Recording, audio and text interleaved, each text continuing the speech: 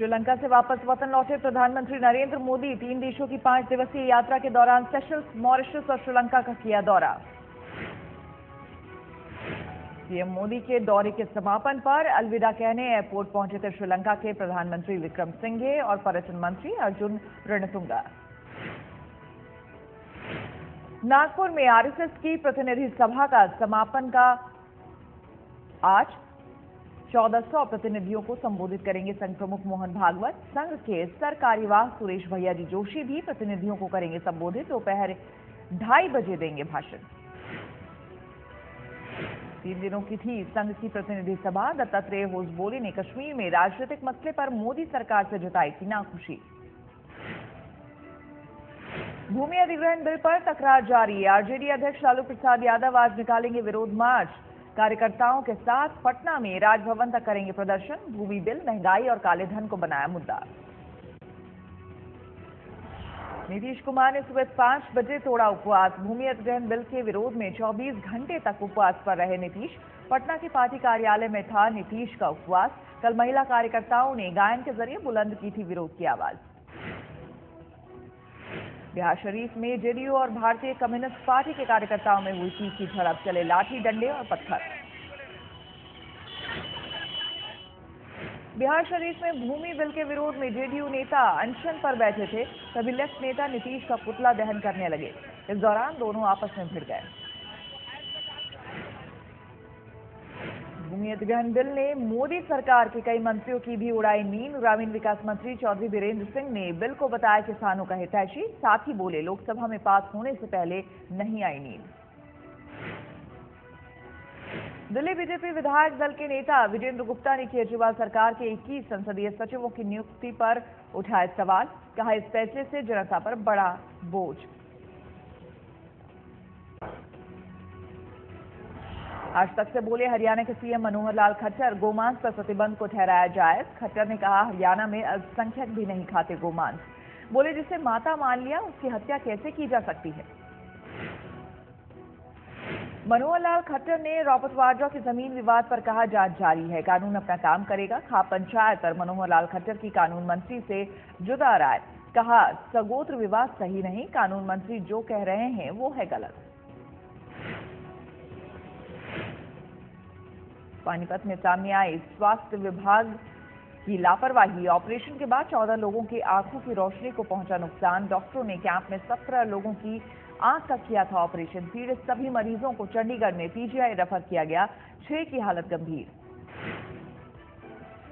भारत पहुंचा software engineer Prabha Arun Kumar का शव। सिडनी में 8 मार्च को चाकू गोदकर की गई थी हत्या। प्रभा के पार्थिव शरीर को बैंगलोर में रखा गया। लोगों ने दी श्रद्धांजलि। आज मैंगलुरु के पुट्टूर गांव में होगा अंतिम संस्कार। लंदन में पार्लियामेंट स्क्वायर पर हुआ महात्मा गांधी की प्रतिमा का अनावरण। प्रतिमा से संतुष्ट नहीं गांधी के परपौत्र तुषार गांधी। कहा बेन किंग्सले के गांधी से मिलते हैं प्रतिमा की सूरत। कल लंदन में वित्त मंत्री अरुण जेटली ने किया था प्रतिमा का अनावरण। महानायक अमिताभ बच्चन भी इस मौके पर थे मौजूद।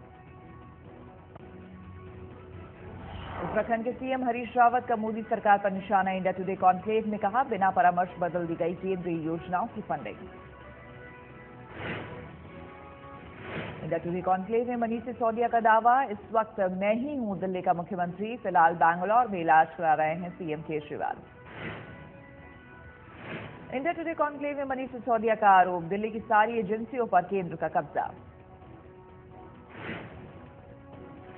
इंडिया टुडे कॉन्क्लेव में महाराष्ट्र के सीएम देवेंद्र फडणवीस बोले बदल रही है राजनीति, भ्रष्ट नहीं है महाराष्ट्र के नेता।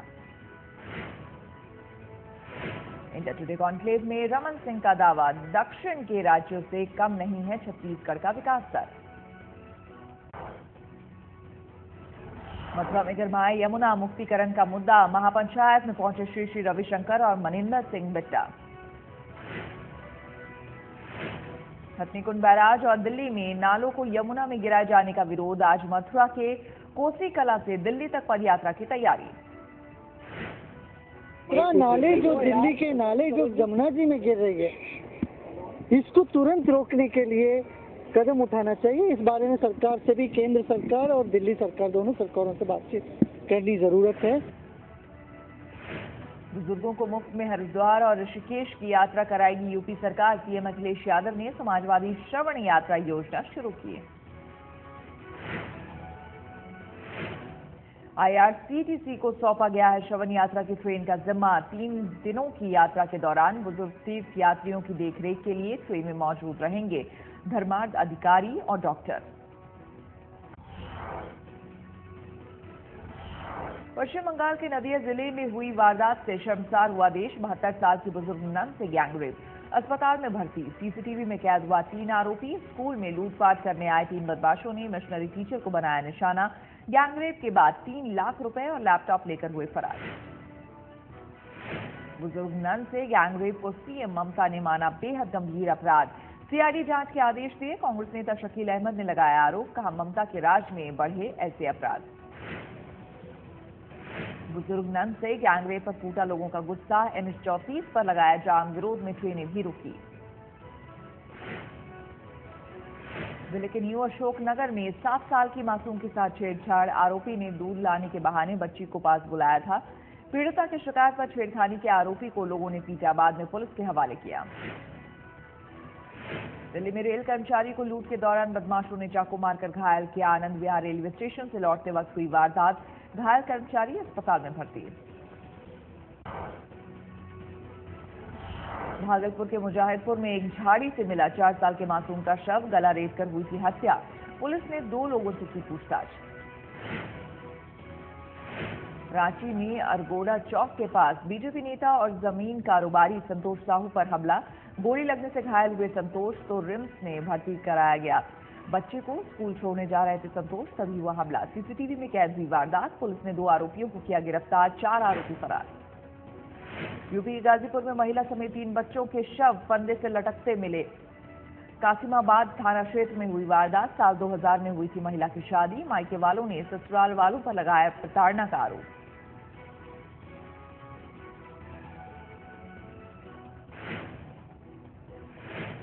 मशहूर अदाकारा रति अग्निहोत्री ने मुंबई में अपने पति के खिलाफ दर्ज कराया मुकदमा। उत्पीड़न का लगाया आरोप। रति के मुताबिक पति अनिल विरानी अक्सर करते हैं मारपीट। 1985 में हुई थी अनिल और रति अग्निहोत्री की शादी। 28 साल का है बेटा। इलाहाबाद के वकील हत्याकांड में गिरफ्तार। दारोगा की सोशल नेटवर्किंग साइट जमकर चर्चा में। कोई दे रहा सुपारी, कोई बांट रहा इनाम। वेबसाइट पर मुरादाबाद के एक वकील ने दारोगा के सिर की कीमत 5 लाख रुपए लगाई, जबकि कुछ पुलिस वालों ने दारोगा को सैल्यूट करने पर 1 करोड़ इनाम देने का जिक्र किया।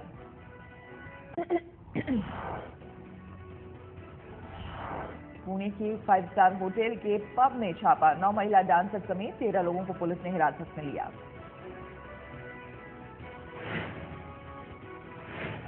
पब में गैरकानूनी ढंग से कंपनी के लिए पार्टी का था आयोजन। 4 महीने पहले पुलिस कमिश्नर रद्द कर चुके थे पब का लाइसेंस।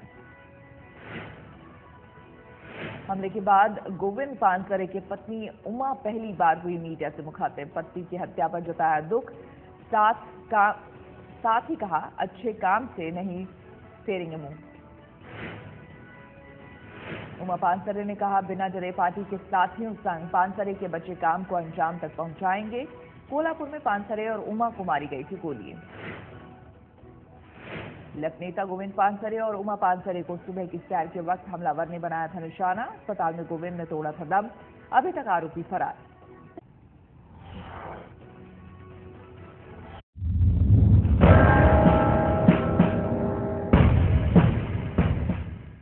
पश्चिम बंगाल के नदिया जिले में हुई वारदात से शर्मसार हुआ देश। 72 साल के बुजुर्ग नन से गैंगरेप, अस्पताल में भर्ती। सीसीटीवी में कैद हुआ 3 आरोपी।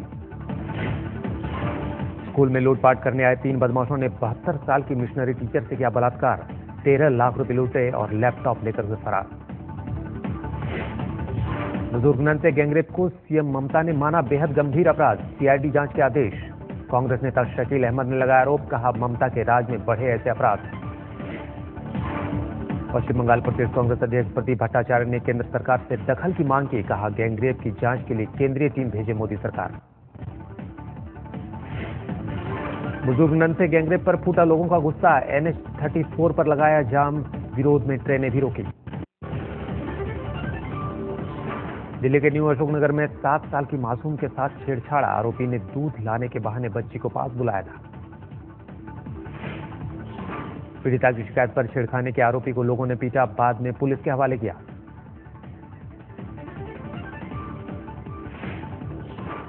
दिल्ली में रेल कर्मचारी को लूट के दौरान बदमाशों ने चाकू मारकर घायल किया। आनंद विहार रेलवे स्टेशन से लौटते वक्त हुई वारदात, घायल कर्मचारी अस्पताल में भर्ती।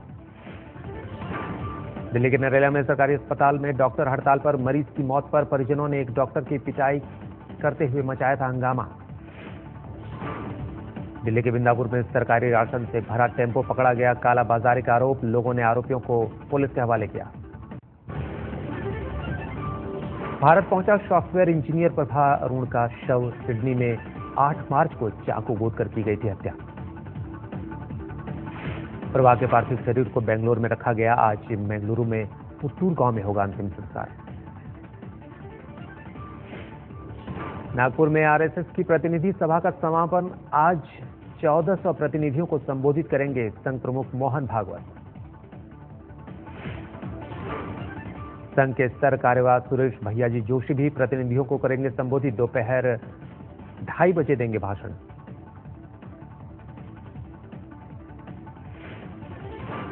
तीन दिनों की थी संघ की प्रतिनिधि सभा। दत्तात्रेय होसबोले ने कश्मीर में राजनीतिक मसले पर मोदी सरकार से जताई थी नाखुशी।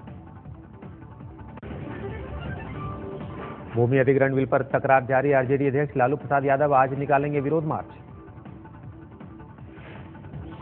लालू प्रसाद यादव पार्टी कार्यकर्ताओं के साथ पटना में राजभवन तक करेंगे प्रदर्शन। भूमि बिल, महंगाई और काले धन को बनाया मुद्दा। नीतीश कुमार ने सुबह 5 बजे तोड़ा उपवास। भूमि अधिग्रहण बिल के विरोध में 24 घंटे तक उपवास पर रहे नीतीश। पटना के पार्टी कार्यालय में था नीतीश का उपवास। कल महिला कार्यकर्ताओं ने गायन के जरिए बुलंद की थी विरोध की आवाज।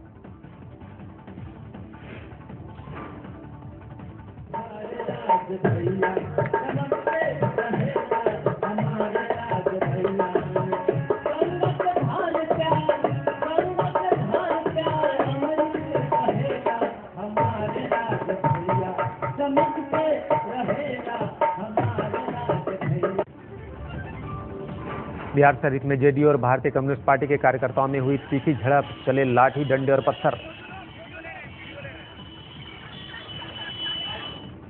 बिहार शरीफ में भूमि बिल के विरोध में जेडीयू नेता अनशन पर बैठे थे, तभी लेफ्ट नेता नीतीश का पुतला दहन करने लगे। इसी दौरान दोनों आपस में भिड़ गए। भूमि अधिग्रहण बिल ने मोदी सरकार के कई मंत्रियों की भी उड़ाई नींद। ग्रामीण विकास मंत्री चौधरी बीरेंद्र सिंह ने बिल को बताया किसानों का हितैषी, साथ ही बोले लोकसभा में पास होने से पहले नहीं आई नींद। 9 जो अमेंडमेंट हम लेके आए हैं वो किसान की थी और उससे मुझे अगले दिन अच्छी नींद आई। दिल्ली बीजेपी विधायक दल के नेता विजेंद्र गुप्ता ने केजरीवाल सरकार के 21 संसदीय सचिवों की नियुक्ति पर उठाया सवाल, कहा इस फैसले से जनता पर पड़ा बोझ। ट्वीट में विजेंद्र गुप्ता ने किया जिक्र, केजरीवाल सरकार के 21 संसदीय सचिवों को दी गई है मंत्रियों जैसी सुविधाएं। विजेंद्र गुप्ता ने कहा अंदरूनी कलह को शांत करने के लिए केजरीवाल ने विधायकों को बांटा संसदीय सचिव पद का लॉलीपॉप। नियुक्ति के विरोध में उपराज्यपाल को लिखा पत्र। योजनाओं पर त्वरित अमल के लिए पीएम मोदी ने की नई पहल, राज्यों के साथ हर महीने करेंगे प्रगति बैठक।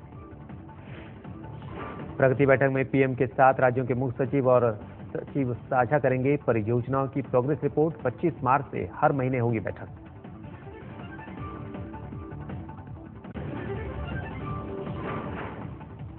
के सीएम मनोहर लाल खट्टर, गोमांस पर प्रतिबंध को ठहराया जायज। खट्टर ने कहा हरियाणा में अल्पसंख्यक भी नहीं खाते गोमांस, बोले जिसे माता मान लिया उसकी हत्या कैसे की जा सकती है। मनोहर लाल खट्टर ने रॉबर्ट वाड्रा के जमीन विवाद पर कहा जांच जारी है, कानून अपना काम करेगा। खाप पंचायत पर मनोहर लाल खट्टर ने कानून मंत्री से जुदा दी अपनी राय, कहा सगोत्र विवाह सही नहीं, कानून मंत्री जो कह रहे हैं वो गलत है।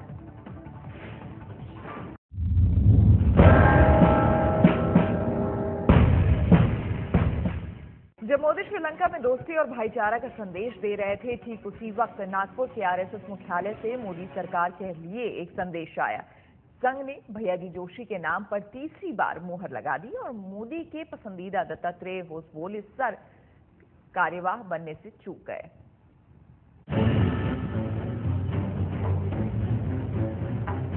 नागपुर का संदेश साफ है। भैयाजी जोशी की सेहत भले ही उनका साथ न दे रही हो, लेकिन संघ उनके साथ खड़ा है। आरएसएस के ताजा चिंतन का निचोड़ यही है कि भैयाजी जोशी ही तीसरी बार आरएसएस के सर कार्यवाह होंगे। स्वाभाविक रूप में सर्वसम्मति से सब संघ के प्रतिनिधि लोग एक मत से माननीय सुरेश उपाध्याय भैयाजी जोशी का नाम ही बताया और उनका जो माननीय सुरेश भैया जोशी जी के चुनाव घोषित किया चुनाव, और उन्होंने आने वाले 3 साल के सरकारी और इस कार्यकाल के सरकारी और इस नाते से उनका जो घोषणा हो गई है। अब जरा सर कार्यवाह का मतलब भी समझ लीजिए। आरएसएस में नंबर 2 होता है सर कार्यवाह। आरएसएस प्रमुख के बाद सर कार्यवाह की चलती है। सारे संगठनों से तालमेल का जिम्मा सर कार्यवाह पर होता है। प्रचार प्रसार और अहम नीतियां तय करने में भी रोल होता है। सर कार्यवाह को भविष्य का आरएसएस प्रमुख माना जाता है। 2008 में भैयाजी जोशी को सर कार्यवाह बनाया गया था। उसके बाद 2012 में उन्हें दूसरी बार सर कार्यवाह चुना गया। इस बार भैयाजी जोशी ने खराब स्वास्थ्य का हवाला देकर जिम्मेदारी से मुक्ति मांगी थी। संघ का एक धड़ा दत्तात्रेय होसबोले को उनकी जगह लाना चाहता था, लेकिन ऐसा हुआ नहीं। एक बार फिर भैयाजी जोशी को सर कार्यवाह चुनकर संघ ने साफ कर दिया है कि वो ऐसे वरिष्ठ प्रचारक के हाथ में सरकार, बीजेपी और संघ के तालमेल का काम देना चाहती है, जो बेहतर तालमेल के साथ साथ संघ के एजेंडे को सरकार के जरिए लागू कराए। इसीलिए दत्तात्रेय होसबोले की जगह संघ ने एक बार फिर भैयाजी जोशी पर दांव लगाया है। अब जरा ये भी जान लीजिए कि दत्तात्रेय का पत्ता कैसे कटा। दत्तात्रेय होसबोले के प्रधानमंत्री नरेंद्र मोदी के साथ अच्छे रिश्ते बताए जाते हैं। संघ ऐसे किसी शख्स के कंधे पर सर कार्यवाह की जिम्मेदारी डालने से कतरा गया, जो रिश्ते की वजह से मोदी सरकार से 2 टूक बात करने में हिचक जाए।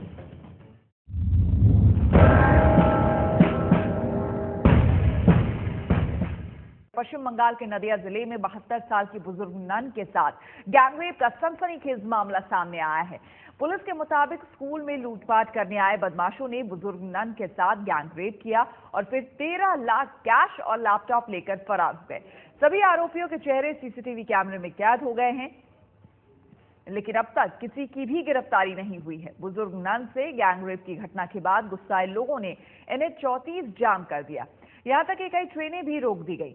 उधर पश्चिम बंगाल के मुख्यमंत्री ममता बनर्जी ने गैंगरेप की घटना को भयावह करार दिया है और मामले की CID जांच के आदेश दिए हैं। इस तस्वीरों में आप देख सकते हैं सीसीटीवी में ये वो 3 लोग हैं जिन्होंने गैंगरेप को अंजाम दिया है।